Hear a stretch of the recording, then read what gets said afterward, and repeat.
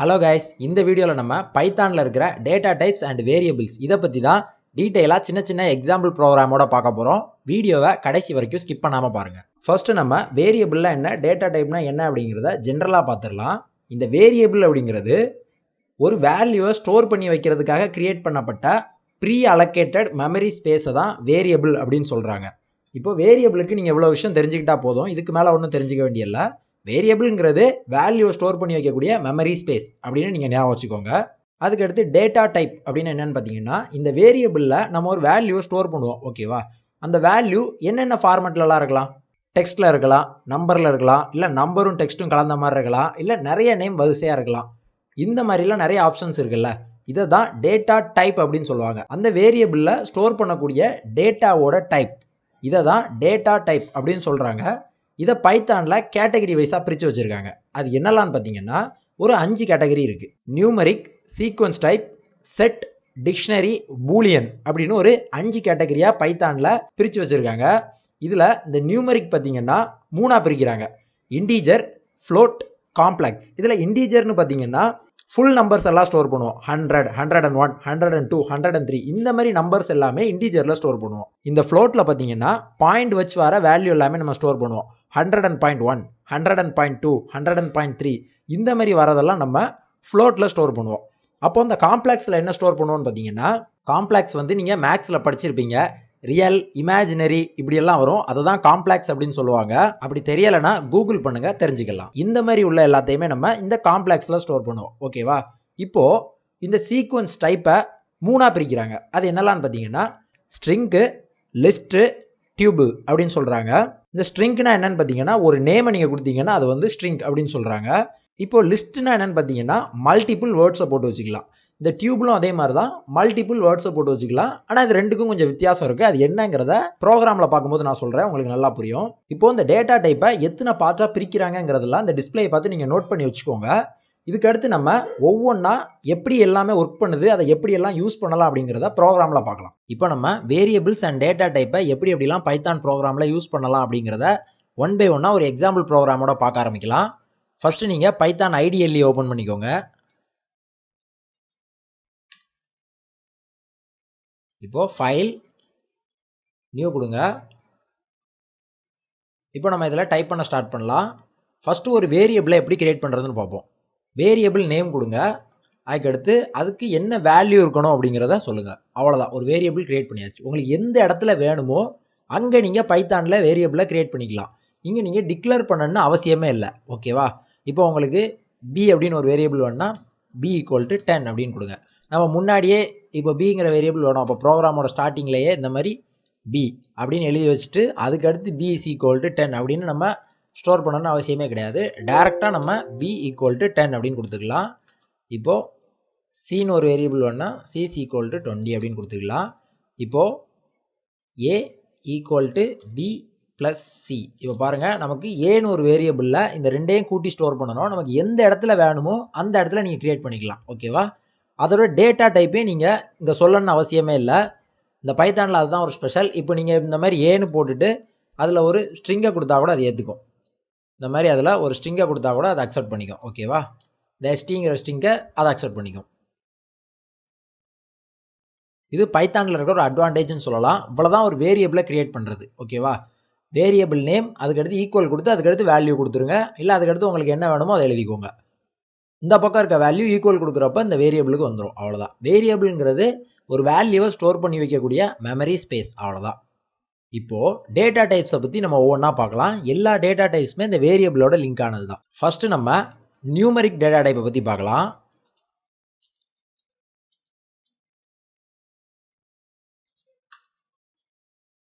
Age அப்படின்னு ஒன்று create பண்ணுறேன், அதில் 10 அப்படின்னு கொடுக்குறேன். இது வந்து இன்டீஜர். ஓகேவா,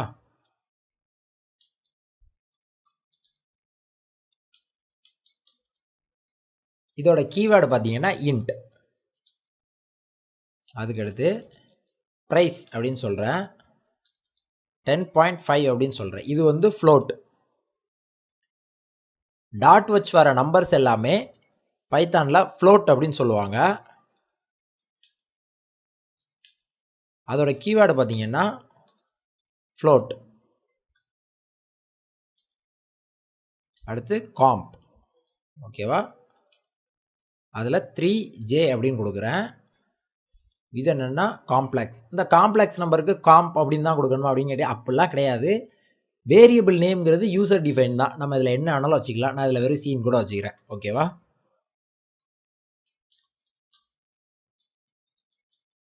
காம்ப்ளெக்ஸ். இதோட கீவேர்டு என்னன்னு பார்த்தீங்கன்னா காம்ப்ளெக்ஸ். எல்லா கீவேர்டையும் நான் டிஸ்கிரிப்ஷன்லையும் தரேன். முடிஞ்சால் நீங்கள் அதை நோட் பண்ணிட்டு வாங்க, இல்லை டிஸ்கிரிப்ஷனை ஒரு ஸ்க்ரீன்ஷாட் எடுத்து வச்சுக்கோங்க. இந்த கீவேர்டுங்கிறத எங்கே யூஸ் பண்ணுவோம் அப்படிங்கிறது போக போக நம்ம பார்க்கலாம். இப்போ உங்களுக்கு ஒரு டவுட் வந்துருக்கணும், பைத்தானில் தான் நம்ம இது இண்டீஜரா ஃப்ளோட்டா அப்படின்னு சொல்ல வேண்டிய அவசியமே இல்லையா, அப்போ அந்த கீவேர்டெல்லாம் எங்கே கொண்டு போய் யூஸ் பண்ணுவோம், எதுக்கு இன்ட்டு ஃப்ளோட்டுலாம் கீவேர்டு அதில் கொண்டு வந்து வச்சிருக்காங்க அப்படின்னு ஒரு கொஸ்டின் வந்துச்சுன்னா அதை யூஸ் பண்ணுறதுக்கு நிறைய இடம் இருக்குது. அது எப்போன்னு நம்ம போக ப்ரோக்ராமில் பார்க்கலாம். ஓகேவா, இப்போ இது எல்லாமே நியூமரிக். அதுக்கடுத்து பார்த்தீங்கன்னா sequence.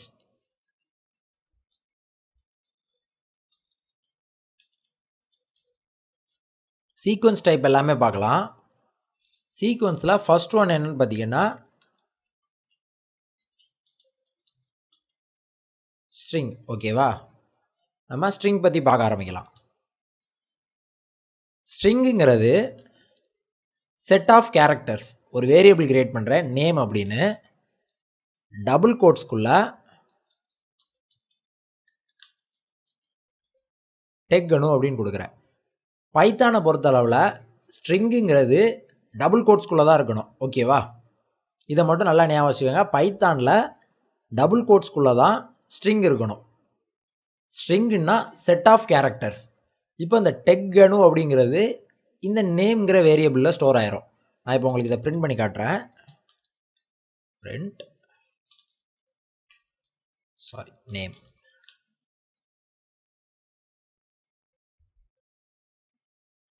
Run module. First save பண்ணணும். நான் டெஸ்க்டாப்பில் ஆல்ரெடி ஃபர்ஸ்ட்னு ஒரு பை ஃபைல் இருக்குது, அது மேலேயே நான் ரீப்ளேஸ் பண்ணிக்கிறேன். இப்போ பாருங்கள் டெக்கனு அப்படின்னு பிரிண்ட் ஆயிடுச்சு. நம்ம என்ன பிரிண்ட் பண்ணியிருக்கோம், அந்த நேம்ங்கிற வேரியபிளை பிரிண்ட் பண்ணியிருக்கோம். டெக்கனு அப்படின்னு பிரிண்ட் ஆகுது. ஏன்னா அந்த நேம்குள்ளே டெக்கனு அப்படிங்கிற ஸ்ட்ரிங் இருக்குது. ஓகேவா, இப்போது இந்த ஸ்ட்ரிங்குங்கிறது இதில் எப்படி ஸ்டோர் ஆகிருக்குன்னு பார்த்தீங்கன்னா அரேங்கிற ஒரு கான்செப்டில் ஸ்டோர் ஆகிருக்கும். ஓகேவா, இந்த அரேஸ் பற்றி தெரிஞ்சதுன்னா நீங்கள் இந்த ஸ்ட்ரிங்கை ஈஸியாக புரிஞ்சிக்கலாம். நான் சி டியூட்டோரியலில் அரேஸ் பற்றி தெளிவாக எக்ஸ்பிளைன் பண்ணியிருப்பேன். அதை பார்த்துட்டு வந்தீங்கன்னா உங்களுக்கு இது ஈஸியாக புரியும். இந்த ஸ்ட்ரிங் எப்படி ஸ்டோர் ஆகுது, இதை நம்ம எப்படிலாம் யூஸ் பண்ணலாம் அப்படிங்கிறது. அதோட லிங்கை மேலே ஐ பட்டன்லேயும் கீழே டிஸ்கிரிப்ஷன்லேயும் தரேன். ஃபஸ்ட்டு போய் அந்த 2 வீடியோவையும் நீங்கள் பார்த்துட்டு வந்துடுங்க. அதுக்கப்புறம் இதை பார்க்க ஆரம்பிங்க, உங்களுக்கு வந்து புரியும். ஆட்டோமேட்டிக்காக இதுக்கான இண்டெக்ஸ் வேல்யூவையும் அதை எடுத்துக்கும். இப்போ பார்த்தீங்கன்னா இதில் 8 இண்டெக்ஸ் இருக்குது. ஓகேவா, இப்போது அதை எப்படிலாம் நம்ம யூஸ் பண்ணலாம் அந்த பைத்தானில் அப்படின்னு பார்த்தீங்கன்னா, இப்போ இண்டெக்ஸ் வச்சே கால் பண்ணுறேன் பாருங்களேன். நேம் இந்த மாதிரி 0 அப்படின்னு கொடுக்குறேன் ஸ்கொயர் ப்ராக்கெட்டுக்குள்ளே. நீங்கள் அந்த சி வீடியோவை பார்த்துட்டு வந்திருப்பீங்கன்னு நம்புகிறேன். நீங்கள் அதை பார்த்துட்டு வந்தீங்கன்னா இப்போ இந்த ஸ்கொயருக்குள்ளே கொடுக்குறது என்னென்னு அப்படின்னு உங்களுக்கு புரிஞ்சிடும். இருந்தாலும் நான் சொல்கிறேன், இந்த நேம் அடுத்து இந்த ஸ்கொயர் ப்ராக்கெட்டுக்குள்ளே கொடுக்குறத இண்டெக்ஸ் வேல்யூ அப்படின்னு சொல்லுவாங்க. இதோ இந்த பக்கம் டிஸ்பிளேல இருக்குது பாருங்கள், டீக்கு நேராக கீழே இருக்க இண்டெக்ஸ் வேல்யூ பாருங்கள் 0. அதாவது இண்டெக்ஸ் எப்போவுமே 0ல இருந்து தான் ஸ்டார்ட் ஆகும். நீ ஆட்டோமேட்டிக்காக ஒரு ஸ்ட்ரிங்கு கொடுக்குறீங்கனாலே நீங்கள் நினச்சிக்கோங்க ஸ்டார்டிங்கில் இருக்கிறது 0, அதுக்கடுத்து 1 2 அந்த மாதிரி நினச்சிக்கோங்க. நீங்கள் எப்போவுமே எவ்வளோ பெரிய ஸ்ட்ரிங்கு கொடுத்தாலும் இந்த டிஸ்பிளேல இருக்க மெத்தடில் தான் இது வந்து ஸ்டோர் ஆகும். ஓகேவா, இப்போ நான் 0 அப்படிங்கிறத கேட்டிருக்கேன். அதாவது 0ங்கிற இண்டெக்ஸை மட்டும் பிரிண்ட் பண்ணு இந்த ஸ்ட்ரிங்கில் அப்படின்னு சொல்லியிருக்கேன். சேவ் கேட்குது.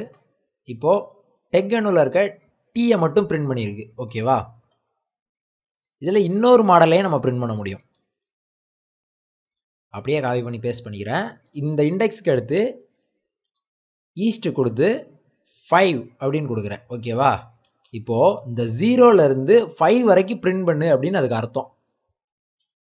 ரன் மாடியூல் கொடுக்குறேன் பாருங்கள், 5 வரைக்கும் பிரிண்ட் பண்ணியிருக்கு. அதில் ஒரு ஸ்பேசிங் இருக்குது. ஓகேவா, அந்த ஸ்பேஸ்க்கும் ஒரு இண்டெக்ஸ் அது வந்து எடுத்துருக்கோம். ஓகேவா, ஸோ இங்கே இதில் ஒரு ஸ்பேஸ் பிரிண்ட் ஆகிருக்கு. இந்த இடத்துல கர்சர் வைக்கிறேன் பாருங்கள், இந்த கர்சர் வந்து இங்கே வராது. ஆனால் இதில் கர்சர் வைக்கும்போது இந்த ஒரு ஸ்பேஸ் தள்ளி வருதா, ஸோ அந்த ஒரு ஸ்பேஸும் இந்த இடத்துல பிரிண்ட் ஆகிருக்கு. அதுக்கடுத்து பாருங்கள்,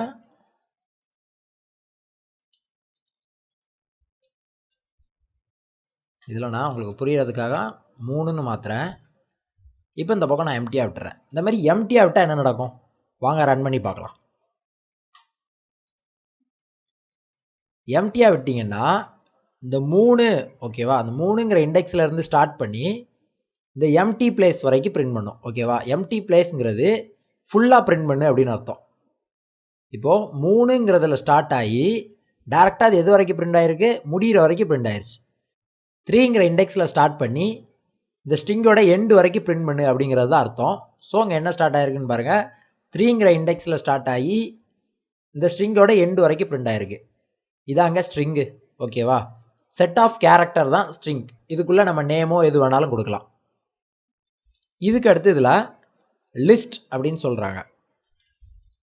லிஸ்ட் பைத்தானில் லிஸ்ட்னா என்ன? ஒரு வேரியபிள் கொடுக்குறேன் மறுபடியும். லிஸ்ட்டுங்கிறது ஃபுல்லாமே நம்ம வந்து ஸ்கொயர் ப்ராக்கெட்டுக்குள்ளே எழுதுவோம். செட் ஆஃப் ஸ்ட்ரிங்கை ஒரு வேரியபிளில் ஸ்டோர் பண்ணிக்கலாம், அதுதான் லிஸ்ட் அப்படின்னு சொல்லுவாங்க. இங்கே பாருங்கள், நான் இதில் கொடுக்குறேன் டெக் கனு, அதுக்கடுத்து ஒரு கமா. ஓகேவா, ஸ்ட்ரிங்குங்கிறது எப்போவுமே டபுள் கோட்ஸ்குள்ளே தான் இருக்கணும், அதை மட்டும் மறந்துடாதீங்க. ஒரு கமா. லிஸ்ட்டுங்கிறது ஸ்கொயர் ப்ராக்கெட்டுக்குள்ளே எழுதுவோம். நீங்கள் எதாவது நோட் பண்ணி வச்சுக்கோங்க, லிஸ்ட்டுன்னா ஸ்கொயர் ப்ராக்கெட். ஓகேவா, அதுக்கடுத்து ரெண்டாவது ஸ்ட்ரிங் எழுதுகிறேன், யூடியூப்.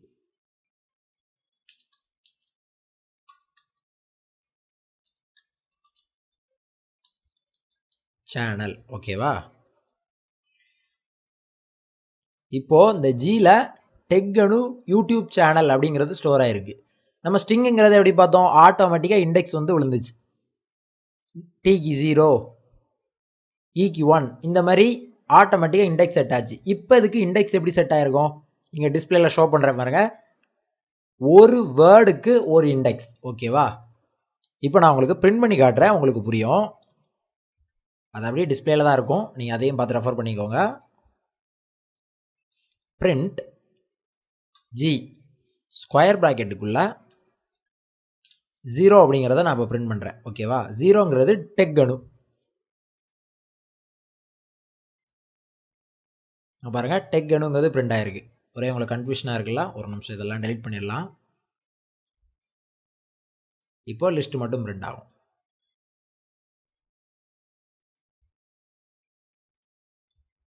இங்கே பாருங்க, டெக் கனு அப்படிங்கிறது பிரிண்ட் ஆகுது. இப்போ இந்த இண்டெக்ஸை 1 அப்படின்னு மாத்துறேன்.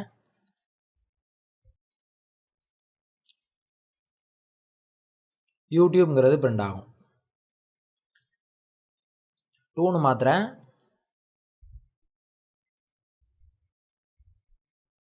சேனல் அப்படிங்கிறது பிரிண்ட் ஆகுது.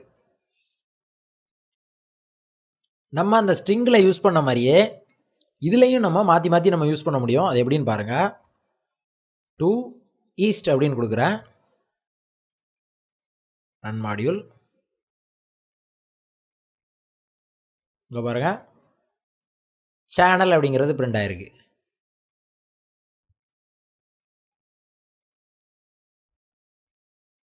இப்போ 1 ஈஸ்ட் அப்படின்னு கொடுக்குறேன், யூடியூப் சேனல் அப்படிங்கிறது பிரிண்ட் ஆகுது. ஓகேவா,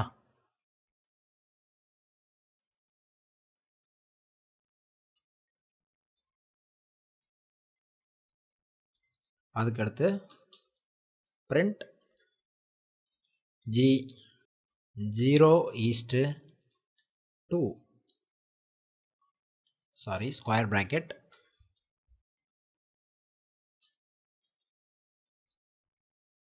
அரேயோட இண்டெக்ஸை எப்போவுமே ஸ்கொயர் பிராக்கெட்டில் மென்ஷன் பண்ணணும். இப்போ பாருங்க, டெக் கனு யூடியூப்ங்கிறது பிரிண்ட் ஆயிருக்கு. அதாவது 0ங்கிற இண்டெக்ஸ் 2, இந்த ரெண்டையும் நம்ம பிரிண்ட் பண்ணியிருக்கோம். அதாவது இதுல இருந்து இது வர அப்படின்னு கணக்கு. இப்போ நான் இதில் 3 அப்படின்னு கொடுத்தேன்னா